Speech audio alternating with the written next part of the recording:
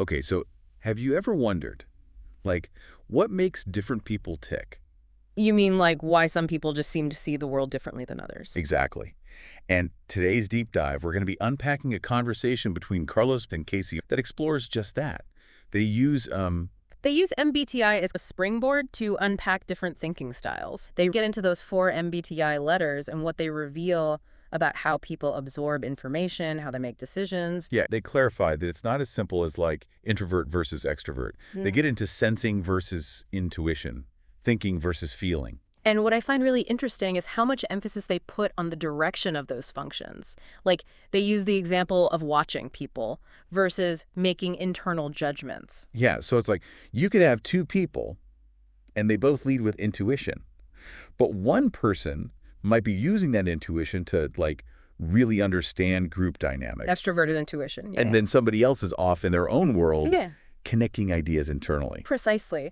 And they use this great example to illustrate sensing versus intuition. Carlos talks about an accountant examining a financial report. Okay, yeah. That one really clicked for me because you can imagine the sensing type, like a stereotypical accountant, they're going to zero in on the hard data, those concrete numbers. But an intuitive type might look at that same report and be like, wait a minute, something feels off here. Even if the numbers seem to add up, they get this gut feeling. And that is such a perfect example of how sensing types prioritize that concrete, verifiable data. While intuitive types, they're much more attuned to those gut feelings, those patterns, those connections that might not be immediately obvious in the data itself. It's almost like they're speaking different cognitive languages. Exactly. And understanding the nuances can lead to much smoother communication and problem solving. Absolutely. And this is where they start to push beyond the traditional MBTI framework a little bit. Hmm. Carlos introduces this concept of empathetic versus fluent thinkers. Okay, so let's unpack that a little bit. What do they mean by empathetic versus fluent thinkers? So Carlos, he uses the term empathetic to describe those thinkers who they just naturally gravitate towards the big picture. You know, they're thinking about the whole system, all the different ways things are connected. Okay, I'm starting to see the contrast here. Yeah, because then you have fluent thinkers. Yeah. And fluent thinkers are all about breaking things down, like Right. taking a big problem and dissecting it into smaller, more manageable pieces. So it's like the empathetic thinker sees the entire forest while the fluent thinker's focused on like individual trees. 100%. And what I find so interesting is how Carlos connects this to artificial intelligence. He's like, okay, AI can process information incredibly fast, Right. but can it ever really truly understand something without having those deep lived experiences that we have as humans? Yeah, it really makes you think about what it even means to understand something deeply. Yeah, You know, absolutely. is it enough to just analyze data? Or do you need that visceral human element? Right, like it's the difference between reading a travel blog and actually going to that city. Yeah. The blog can give you the facts, show you some pretty pictures, but it can't replicate that feeling of like being there, Exactly. wandering around, stumbling upon some hidden gem, and just having that experience shape your own unique perspective. And this is where Carlos brings in this, well, it's a bit of a curveball example. He talks about yogis. Yeah, I have to admit, when I first heard this in the original conversation, I was like, where is he going with this? Right. It seems like a total left turn, but it actually makes perfect sense in context because he was highlighting the importance of lived experience, Okay. He was pointing out that in yogic traditions, direct experience, it's valued above intellectual understanding. Yeah. Like a true yogi, they don't just read about meditation or study yoga poses in a book, right? Right.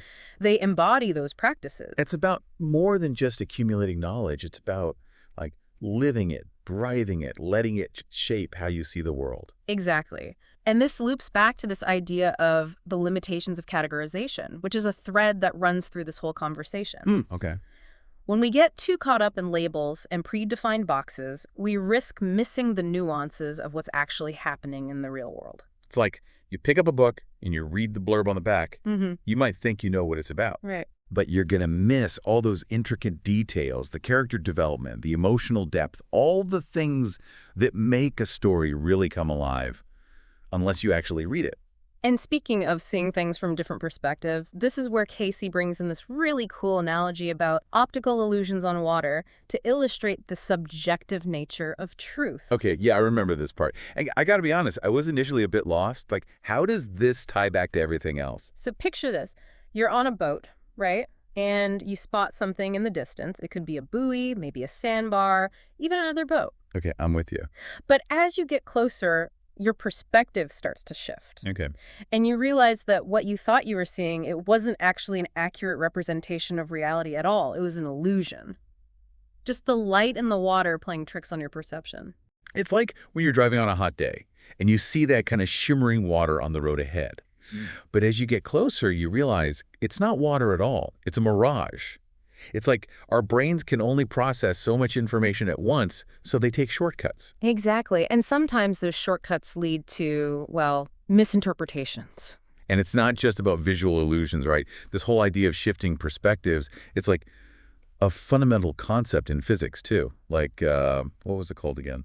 Reference frames. Yes, reference frames. So just like on that boat where what you see depends on where you're standing in physics, how you measure things like speed and distance, even time, it all depends on your frame of reference. It's all relative. Mind-blowing, right? Totally. And this brings us to another really fascinating turn in the conversation. They start talking about energy, frequency, and vibration. Ah, yes. They go full Nikola Tesla on us. Right. If you want to find the secrets of the universe, think in terms of energy, frequency, and vibration. Music to my ears. Yeah. The theme that runs through this whole conversation. A willingness to challenge assumptions, to consider different ways of seeing the world. And I think that's the beauty of a conversation like this one between Carlos and Casey, you know?